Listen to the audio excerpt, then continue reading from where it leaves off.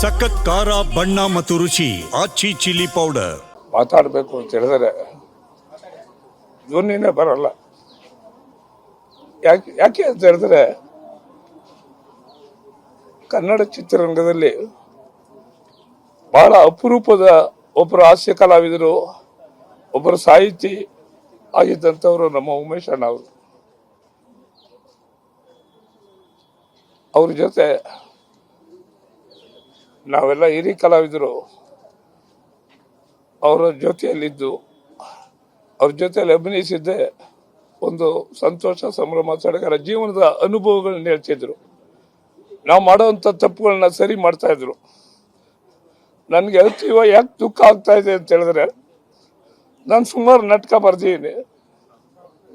ಆದರೆ ಉಮೇಶ್ ಅಣ್ಣನ ಬಗ್ಗೆ ಸೀತಾಪತಿ ಸಿಂಪತಿ ಆಲಿಯಾಸ್ ಉಮೇಶ್ ಅಣ್ಣ ಅಂತ ಒಂದು ನಾಟಕವನ್ನು ಬರೆದೆ. ಅವ್ರು ಓದ್ರು. ನನ್ನ ರಂಗ ವಿನೋದ ಪತ್ರಿಕೆಯಲ್ಲಿ ಪ್ರಕಟಣೆ ಮಾಡಿದ್ದೆ. ಅವ್ರ ಕೈಲಿ ಮುನ್ನುಡಿ ಬರೆಸ್ಬೇಕು ಅಂತೇಳಿ ಹೇಳಿದ್ದೆ. ಅವ್ರು ಹೇಳಿದ್ರು, ಕೊನೆ ದಿನಗಳೆಲ್ಲ ಅವ್ರನ್ನ ಆಸ್ಪತ್ರೆಯಲ್ಲಿ ಭೇಟಿ ಮಾಡಿದಾಗ ಬರ್ತೀನಿ ಬರೀತೀನಿ ಹೊರಟೋಗ್ಬಿಟ್ರು. ಏನ್ ಮಾತಾಡೋದಕ್ಕೂ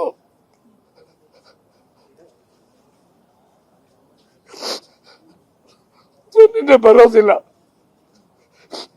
ನಮ್ಗೆಲ್ರೂ ಸ್ಥೈರ್ಯ ಕೊಡ್ತಿದ್ದಂಥವ್ರು.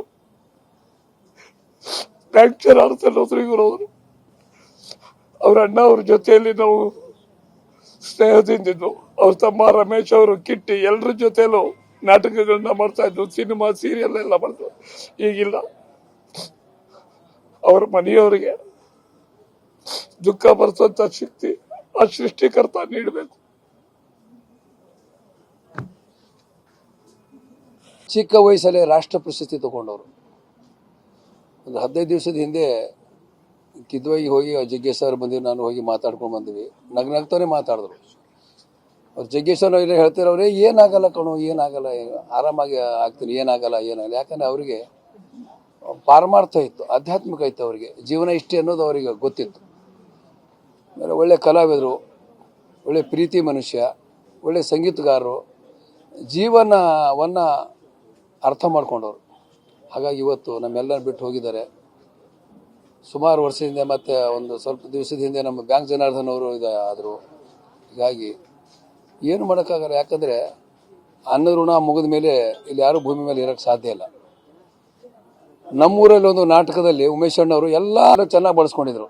ಅವತ್ತು ಅವ್ರು ಹೇಳಿದ ಮಾತು ಇವತ್ತು ಅವ್ರ ಬಾಯಿಂದನೇ ಬಂತು, ಅವ್ರ ಬಾಯಿಂದ ಸತ್ಯ ಆಯ್ತು. ಈಗ ಹೀಗಾಗಿ ಏನು ಮಾಡೋಕ್ಕಾಗಲ್ಲ. ಎಲ್ಲರೂ ಒಂದು ದಿವಸ ಹೋಗೋದೇ. ಆದರೆ ಇನ್ನೂ ಸ್ವಲ್ಪ ದಿವಸ ಅವ್ರದ್ದು ಒಂದು ಕೊಡುಗೆ ರಂಗಭೂಮಿ ಆಗಿರ್ಬೋದು, ಸಿನಿಮಾ ಆಗಿರ್ಬೋದು, ಧಾರಾವಾಹಿ ಆಗಿರ್ಬೋದು, ಇನ್ನೂ ಅವ್ರ ಸೇವೆ ಬೇಕಾಗಿತ್ತು.